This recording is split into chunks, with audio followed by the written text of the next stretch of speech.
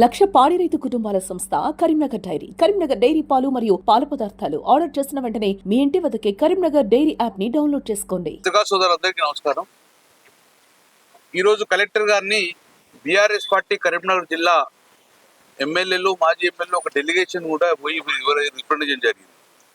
మా రిప్రజెంటేషన్ ముఖ్య ఉద్దేశం, ఒక 5 రోజుల క్రితము జమ్మికుంట మరియు ఓదెలమ్మ పెద్దపల్లి మండలం మధ్యన ఒక చెక్ డ్యామ్ ను పేల్చివేసినట్టు గుర్తించడం జరిగింది టీఆర్ఎస్ డెలిగేషన్. ఆ రోజు హరీష్ రావు గారు వెళ్ళడం జరిగింది. అక్కడ రైతులందరూ కూడా మాకు చెప్పింది ఏంటంటే, రాత్రి పూట పెద్ద సౌండ్ వచ్చింది, ఇది యాక్సిడెంటల్ గా కూలిపోలేదు, ఎవరో బాంబులు పెట్టి లేపారు. గతంలో కూడా హుసేన్మియా వాగు మీద ఎలా అయితే లేపారో అలాగే ఇక్కడ లేపిన డౌట్ వస్తుందంటే మేమందరూ డెలిగేషన్ వెళ్ళడం జరిగింది. అక్కడ ప్రాథమికంగా మేము చూస్తుండగా ఎక్కడ కూడా యాక్సిడెంటల్ గా వరదతోటి కూలిపోయిన దాఖలా అక్కడ కనమల్లి. సో ఇమ్మీడియట్ గా ఆ రోజు అక్కడ కూడా మొత్తం చూస్తుండగా ఎవరో బాంబులు పెట్టి లేపేసి చెక్ డ్యామ్ కులగొట్టి ఆ మొత్తం నీళ్లు పోవడం వల్ల ఆ ఇసుక తీసుకున్న ఆలోచనతోటి ఇసుక మాఫియానే చేసిందని చెప్పి ఒక ప్రాథమిక నిర్ధారణ రావడం జరిగింది. అందుకే ఈరోజు కలెక్టర్ గారిని మేము కలవడం జరిగింది. ఇమ్మీడియట్ గా దీని జ్యుడిషియల్ ఎంక్వైరీ వేయాలి, నిజానిజాలు తొందరగా తేల్చాలి, ఫోరెన్సిక్ ల్యాబ్ పంపిన రిపోర్టు బహిర్గతం చేయాలి అని చెప్పి ఈరోజు మేము డిమాండ్ చేస్తూ కలెక్టర్ గారు రిప్రజెంట్ జరిగింది. మాకన్నా ముందు ఇరిగేషన్ డి గారు ఆల్మోస్ట్ ఆల్రెడీ పోలీస్ కంప్లైంట్ చేశారు. దాని మీద ఎఫ్ఐఆర్ అయింది. ఎఫ్ఐఆర్ అయిన ఒక అడుగు కూడా ముందుకు పోతలేదు కాబట్టి మళ్ళీ దాన్ని భూస్థాపనం చేసే అవకాశం ఉందని చెప్పేసి ఈ యొక్క ప్రభుత్వం మీద ప్రెజర్ చేయాలి, అధికారం మీద ప్రెజర్ చేయాలనే ఉద్దేశంతో ఈరోజు కలవడం జరిగింది. తదనంతరం డెలిగేషన్ మా కేటీఆర్ ఆధ్వర్యంలో, హరీష్ ఆధ్వర్యంలో డీజీపీ తప్పక కలుస్తాం. మేము డెఫినెట్ గా దీని యొక్క నిగ్గు తేల్చాలి, ఎవరు దోషులో ఇది పునరావృతం కావద్దు, దోషులను గుర్తించాలని చెప్పే ఉద్దేశంతో బీఆర్ఎస్ పార్టీ అలుపేరుగా పోరాటము మా రైతుల కోసం చేయడం జరుగుతుంది. ముఖ్యంగా కేసీఆర్ గారు ఆ రోజు ఒకటే ఆలోచించారు, పరిగెత్తే నీళ్లను ఆపాలి, ఆపిన నీళ్లను భూమిలోకి ఇంకింపజే విధంగా చేయాలనే ఉద్దేశంతో కేసీఆర్ గారు ఆ రోజు కాళేశ్వరం జలాలు తీసుకురావడం, జలాలతో పాటు కూడా దగ్గర ఒక 27 చెక్ డ్యాములు కట్టడం జరిగింది. దాంతో రైతులకు ఆ నీళ్లు ఆగడం వల్ల గ్రౌండ్ వాటర్ టేబుల్ పెరిగి, బావుల్లో కానీ బోరుల్లో కానీ గ్రౌండ్ వాటర్ టేబుల్ పెరిగి లక్షలాది ఎకరాల పంట కూడా పెరగడం జరిగింది. చాలా మంది కూడా రైతులకు మేలు జరిగింది. ఈ రోజు కూడా దాని మీద ఆధారపడ్డ రైతులు మనం పోతే నీళ్ళని నిలిపోయినాయి, మా ఆధారం ఏది అని చెప్పి క్వశ్చన్ తీసుకున్నారు. సుమారు 7 నుంచి 9 వేల ఎకరాలు కూడా సాగు చేసే అవకాశం ఉంది. కాబట్టి మా పరిస్థితి ఏంది అని చెప్పి అంటారు. మేము ఏ రాజకీయ పార్టీనో ఎవరినో వ్యక్తులను టార్గెట్ చేయడం కాదు, రైతుల గురించే మేము మాట్లాడతాం, రైతుల శ్రేయస్సు గురించి మాట్లాడతాం. కేసీఆర్ ఆలోచన ప్రకారము చెక్ డ్యామ్ కట్టడం వల్ల రైతులు మేలు జరిగింది, మేము కడుతున్నాము, ఇది విధ్వంసం చేసుకుంటూ పోతారు. కాబట్టి ఇది తెలంగాణ రాష్ట్ర సంపద, ఇది ఏ వ్యక్తుల సంపద కాదు, తెలంగాణ రాష్ట్ర రైతాంగ సంపద, అంటే భారతదేశ సంపద. భారతదేశ సంపదను, రాష్ట్ర సంపదను విధ్వంసం చేసి పేల్చేస్తే ఇది పెద్ద నేరంగా పరిగణించాలని చెప్పేసి ఈ నేరం పరిగణించాలని చెప్పేసి ఇంతవరకు కూడా మనం ప్రెజర్ చేస్తున్నాము. కానీ ఎందుకో ఆలస్యత వహిస్తున్నారు. ఇమ్మీడియట్ గా ఎంక్వైరీ స్టార్ట్ అయ్యాయి, స్పీడప్ చేసే పరిస్థితి లేదు. కాబట్టి మేము ఎట్టి బస్సులో ఒక్కసారి టేకప్ చేసిన దాన్ని వదిలేదు. కాబట్టి ఈ చెక్ డ్యామ్ ను ఎవరు పేల్చిర్రు, ఎందుకు పేల్చిర్రు, కారణం ఏందనే విధంగా తెలుసుకోవాలని చెప్పేసి ఒకవైపు పొలిటికల్ గా ప్రజల చైతన్యం చేస్తాము, ఒకవైపు పోలీస్ కేసు చేసినాము, ఒకవైపులో ఇప్పుడు జ్యుడిషియల్ ఎంక్వైరీ చేసుకొని నిజాలు నిగ్గు తేలవాలి, ఎవరు దీని వెనుక మాఫియా, ఎందుకు చేసిన మాఫియా అనే ధోరణిగా పెట్టాలని చెప్పి ఈరోజు మేము జ్యుడిషియల్ ఎంక్వైరీ కోసము ఎంక్వైరీ కోసము మేము డైరెక్ట్ ఇవ్వడం జరిగింది. కొంతమంది అంటారు, ఇది గతంలో మీరు కట్టింది కదా, ఇప్పుడు కూలిపోయింది కదా, ఇది ఒక నాసిరకంగా చేశారు కానీ కూలిపోయిందని చెప్తున్నారు.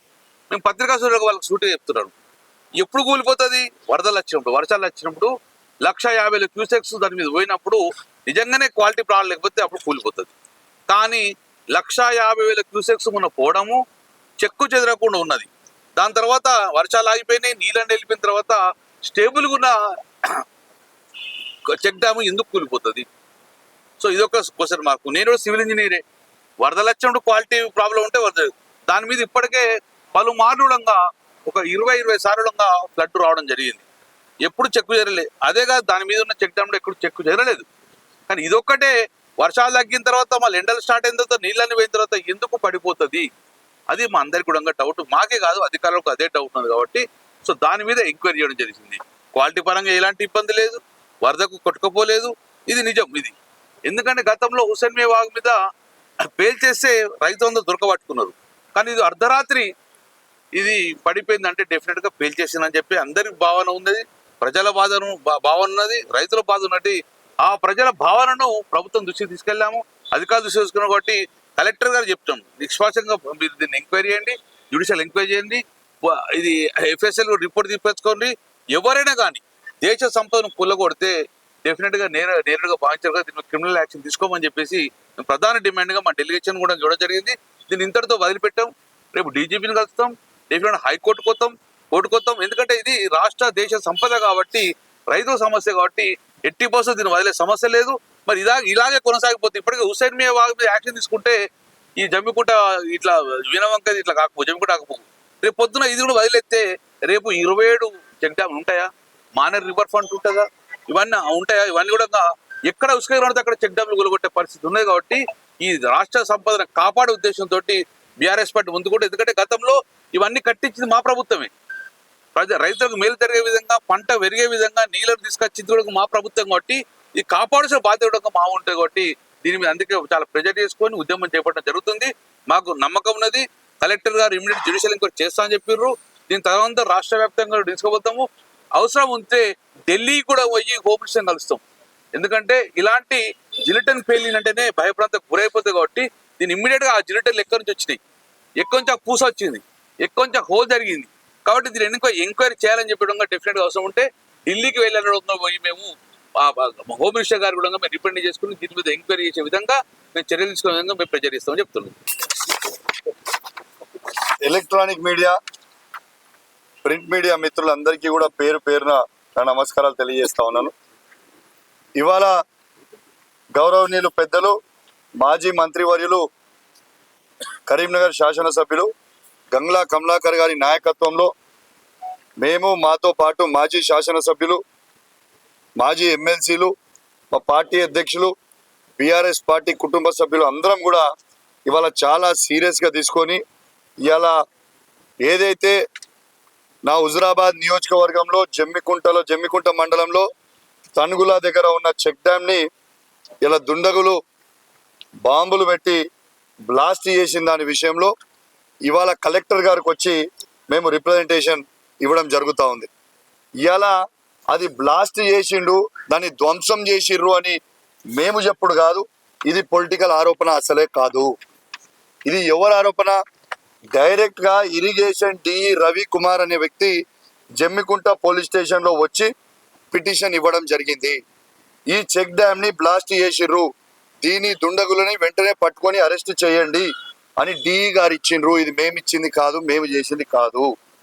ఇలా DE అంటే ఎవరు? గవర్నమెంట్ అధికారి. గవర్నమెంట్ అధికారే ఇవాళ దాన్ని ధ్వంసం చేసిండ్రు అని చెప్పిన తర్వాత ఇలా ఇప్పటి వరకు కూడా ఇంకా యాక్షన్ తీసుకోకపోతే ఎట్లా అని మేము అడుగుతా ఉన్నాం. చాలా చాలా బాధ కలుగుతా ఉంది. ఇది మేము రాజకీయ పరంగా ఏ పార్టీని ఎవరిని కూడా మేము దూషించడం లేదు. మాకు కావాల్సింది మా నాయకుడు కేసీఆర్ గారు మాకు నేర్పించింది, రైతులకి అండగా నిలబడాలి మనం కష్టకాలంలో ఉంటే అని మా నాయకుడు మా కేసీఆర్ గారు నేర్పించిండ్రు. ఇలా కేసీఆర్ గారు వందలాది చెక్ డ్యామ్లు ఇవాళ ఈ రాష్ట్రంలో కట్టిండు. ఎందుకు కట్టిండు? రైతుల కోసము, బాగుండాలి. ఆ చెక్ డ్యామ్ వల్ల నీళ్లు, భూగర్భ జలాలు పెరుగుతాయి.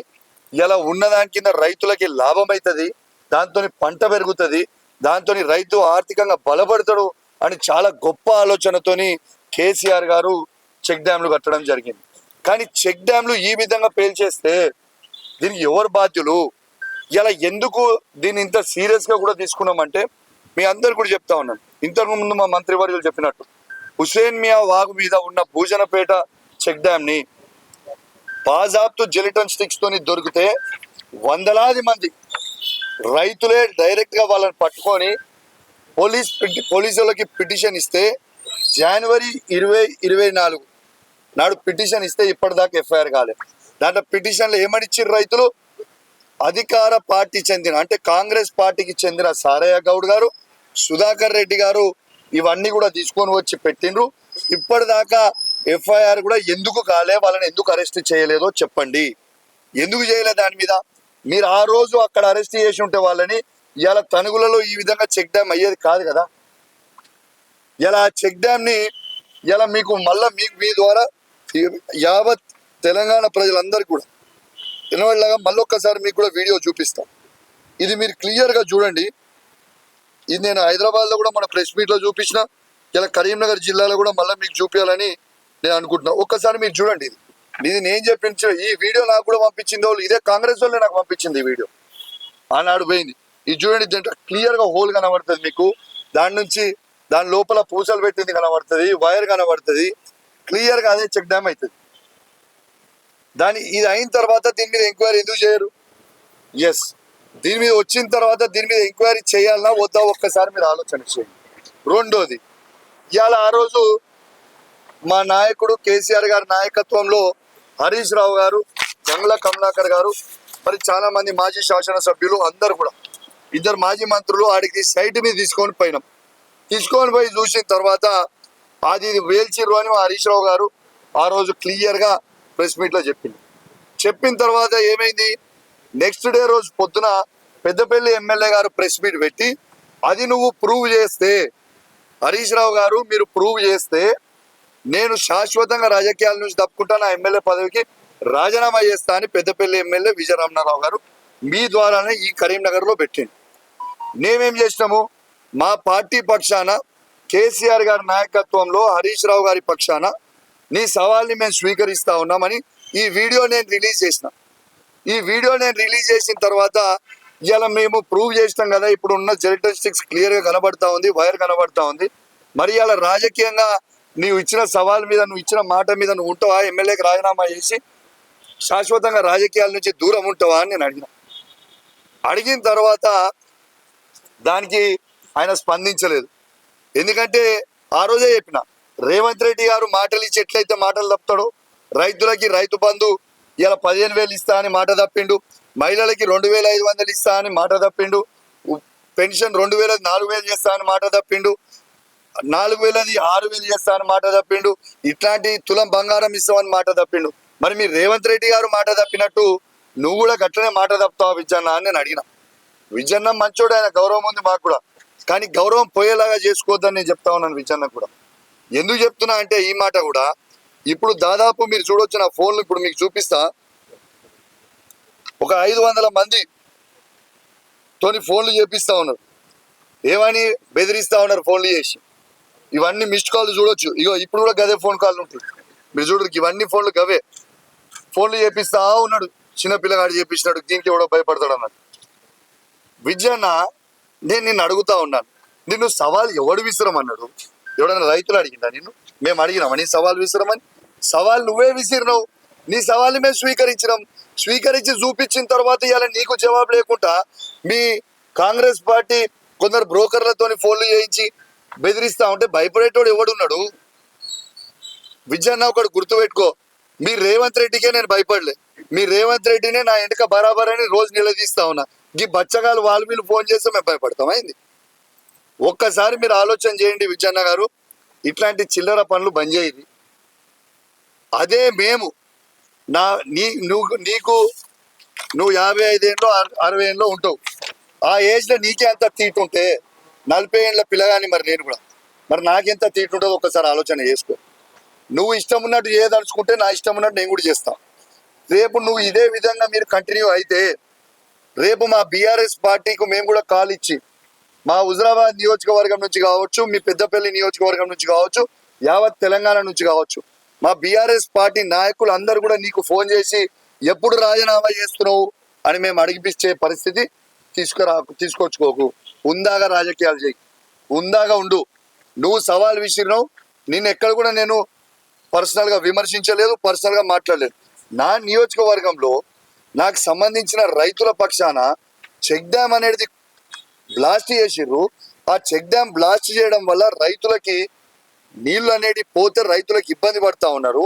ఇటు నా నియోజకవర్గం కావచ్చు, అక్కడ పెద్దపల్లి నియోజకవర్గం కావచ్చు, అక్కడ మీకు సంబంధించిన ఊర్లకి, మాకు సంబంధించిన ఊర్లకి ఆ నీళ్లు వెళ్ళిపోతే చెక్ డ్యామ్ బ్లాస్ట్ చేస్తే రైతులు ఇబ్బంది పడతారా, ఇబ్బంది పడరా? దీనికి నీకేం ప్రాబ్లం అవుతుంది? మీరు అధికార పార్టీ ఉన్నది, మరి ఎవరిని కాపాడుతా ఉన్నావు? నిజంగా అది అయి ఉంటే ఎంక్వైరీ చెప్పి, బ్లాస్ట్ అయి ఉంటే నిందితులను అరెస్ట్ చేయి, బ్లాస్ట్ కాకపోయి ఉంటే ఆ కాంట్రాక్టర్ని బ్యాన్ చేసి బ్లాక్ లిస్ట్లో పెట్టండి, ఏదైనా చేయండి. కానీ వాళ్ళని మీరు మీది కాపాడుకోవడానికి ఏ దుండగులని మీరు కాపాడుకునే ప్రయత్నం చేస్తూ ఉన్నారు. మరి కాంగ్రెస్ పార్టీ వాళ్ళు ఈ విధంగా ఫోన్లు చేస్తూ ఉన్నారంటే, ఒక బాధ్యత కలిగిన శాసనసభ్యుని నేను మాట్లాడుతుంటే ఇట్లా ఫోన్లు చేస్తూ ఉన్నట్టు ఇప్పుడు నాకు కూడా అనుమానం వస్తూ ఉంది. ఇది నిజంగా కాంగ్రెస్ పార్టీ వాళ్ళే వేల్చిర్రా, మరి విజన్న అనుచరులే వేల్చిర్రా? ఖచ్చితంగా ఈ ఫోన్లు ఎవరైతే 300-400 ఫోన్ కాల్ ఎవరైతే చేసిండో వీళ్ళందరివి కూడా ఖచ్చితంగా ఫోన్ కాల్ రికార్డులు అన్ని కూడా రేపు కేటీఆర్ గారిని, హరీష్ రావు గారిని తీసుకుపోయి, కమలాకర్ అన్న గారిని తీసుకుపోయి ఖచ్చితంగా డీజీపీకి పిటిషన్ ఇస్తాం. ఇవన్నిటి మీద ఎంక్వైరీ చేయాలి. వీళ్ళు ఎందుకు ఫోన్లు చేస్తుర్రు, దేనికి చేస్తుర్రు? మరి రైతులకి ఈ చెక్ డ్యామ్ ఉండు మీకు ఇష్టం లేదా? రైతులు బాగుపడు మీకు ఇష్టం లేదా? ఆలోచన చేయండి మీరు. కానీ ఇట్లాంటి చిల్లర పనులు బంద్ చేయరు. ఇది చెక్ డ్యామ్ ని బరాబర్ వీళ్ళు పూసలు పెట్టి మీకు చూపించిన, బరాబర్ పేల్చిండ్రు. నేను చెప్తున్నా, ఇలా ఏ విధంగా అయితే తనుగుల చెక్ డ్యామ్ పేల్చిండ్రో, ఏ విధంగా అయితే భూజనపేట చెక్ డ్యామ్ ని ఏ విధంగా అయితే అడ్డంగా దొరికిర్రో, 100కి 100% చెప్తున్నాం. కాళేశ్వరం సంబంధించిన మేడిగడ్డని కూడా బాంబ్ బ్లాస్ట్ చేసిండ్రు, బరాబర్ వీళ్ళే చేసిండ్రు. అది ఇవాళ రైతులది ఆ రోజేమో ఆడ ఓట్ల కోసం, మేడిగడ్డదేమో ఓట్ల కోసం పేల్చిర్రు. రేవంత్ రెడ్డి గారు ఆ రోజు ఓట్ల కోసం అది పేల్చిర్రు బాంబులు పెట్టి. ఇవాళ ఇక్కడేమో ఉష్కే దందా కోసం ఇది పేల్చిర్రు. ఏందన్నట్టు ఇది? ఎన్ని రోజులు పేల్చుకుంటూ పోతారు? ఇది ఏమి పద్ధతి అని మేము అడుగుతా ఉన్నాం. మేము ఖచ్చితంగా చెప్తా ఉన్నాం, ఈ ప్రభుత్వాన్ని చెప్తా ఉన్నాం, ఇది రాజకీయానికి అతీతంగా చెప్తా ఉన్నాం. ఇది ఎటువంటి రాజకీయాలు లేవు. మరి కాంగ్రెస్ పార్టీ వాళ్ళు దీని మీద ఎంక్వైరీ చేసి ఇమ్మీడియట్ గా చెప్పాలి. సరే, మీరన్నే విధంగానే 100కి 100% బ్లాస్ట్ చేసిర్రు. మీరన్న విధంగానే ఒక నిమిషం నిజం అనుకుందాం. మరి ఆ కాంట్రాక్టర్ ఎవరు? మంత్రి పొంగిలేటి శ్రీనివాసరెడ్డి, రాఘవ కన్స్ట్రక్షన్స్ కాంట్రాక్టర్. మరి ఆయన తప్పై ఉండుంటే మరి ఆయనని బ్లాక్ లిస్ట్ లో పెట్టి వేల కోట్ల రూపాయల కాంట్రాక్ట్ ఇలా కాంగ్రెస్ ప్రభుత్వంలో ఆయన చేస్తున్న కొడంగల్తో సహా మరి బ్లాక్ లిస్ట్ లో పెట్టి ఆ టెండర్లు క్యాన్సిల్ చేయండి. టెండర్లు క్యాన్సిల్ చేయండి. ఎందుకు చేయరు? మరి మీ నోటికి వచ్చినట్టు మీరు మాట్లాడితే ఎవరు ఊరుకుంటారు? ఒకటే గుర్తుంచుకోర్రి, నేను అందరు కూడా చెప్తా ఉన్నాను, దీంట్లో రాజకీయాలు అవసరం లేదు, పిచ్చి పిచ్చి పనులు చేయాల్సిన అవసరం లేదు. ఇది రైతులకి నష్టం జరిగింది, రైతులు చాలా ఇబ్బంది పడతా ఉన్నారు. రైతులని ఆదుకోవాల్సిన బాధ్యత మనందరి మీద ఉన్నది. మనందరం కూడా బాధ్యత కలిగ శాసనసభ్యులము. ఇది కూడా గుర్తుపెట్టుకోవాలి. ఇంకోటి కూడా చెప్తా ఉన్నాను, ఇక్కడ ఉన్న పార్లమెంట్ సభ్యుని కూడా నేను చెప్తా ఉన్నాను, బండి సంజయ్ గారికి.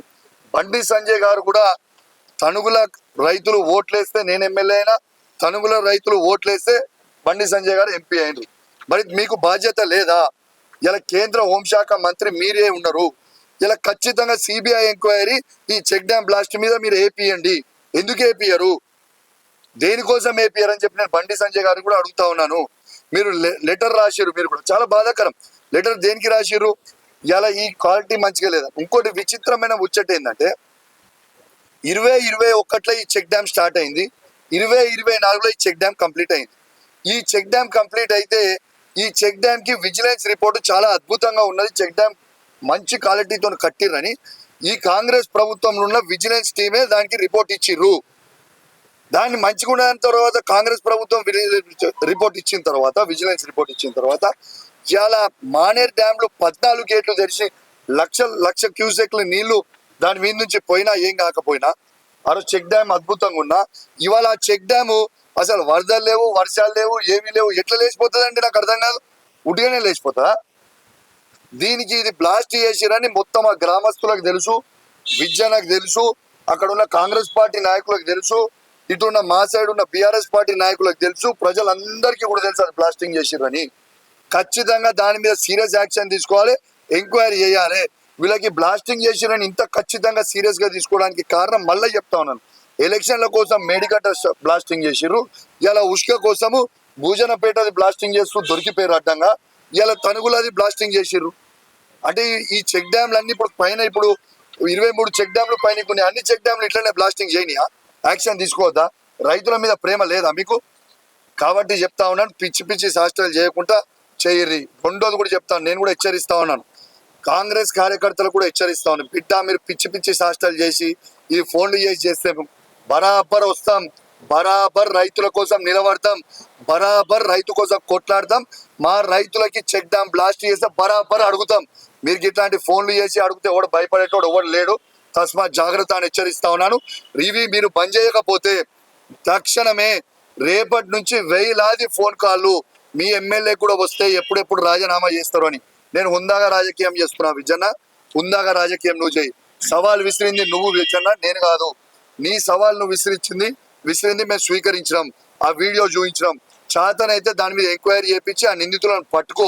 మరి నీకు నీ నియోజకవర్గంలో ఉన్న రైతులకి నీకు నీళ్ళు ఇచ్చుడు నీకు ఇష్టం లేదా? మరి ఇదన్నా జవాబు చెప్పు ప్రజలకు మీటింగ్ పెట్టి. కానీ ఇట్లా హుందాగా రాజకీయాలు చేయని చిల్లర పనులు చేయకుని మీరు చిల్లరగా చేస్తే రేపు మేము కూడా చేయాల్సిన పరిస్థితికి వస్తుంది. మా 60 లక్షల మంది బీఆర్ఎస్ పార్టీ కార్యకర్తలు అందరూ కూడా విజయన నీ సెల్కి ఫోన్ చేసి అడగాల్సిన పరిస్థితి వస్తుంది. మరి ఏమైంది, ఎప్పుడు రాజీనామా చేస్తున్నావు అని. తస్మాత్ జాగ్రత్త అని హెచ్చరిస్తా ఉన్నాను. పిచ్చి పిచ్చి శాస్త్రాలు చేయకుని రైతులకి అండగా నిల్చోండి. మీకు చెక్ డ్యామ్లు కట్ట చేత కాదు, ఒక ప్రాజెక్ట్ కట్ట చేత కాదు, మీకు ఒక పని చేయ చేత కాదు, విధ్వంసం చేసి చేతనవుతుంది. అది మీ రేవంత్ రెడ్డి స్టైలు, మీ రేవంత్ రెడ్డి నేర్పించిన స్టైలు. కానీ మా కేసీఆర్ గారు నేర్పించిన స్టైల్ ఏంది? కట్టాలి, రైతులను అభివృద్ధి చేయాలి, రైతుని రాజు చేయాలి, రైతులను లక్షాధికారులు చేయాలనేది, కోటీశ్వర్లను చేయాలనేది ఆలోచన మా కేసీఆర్ది.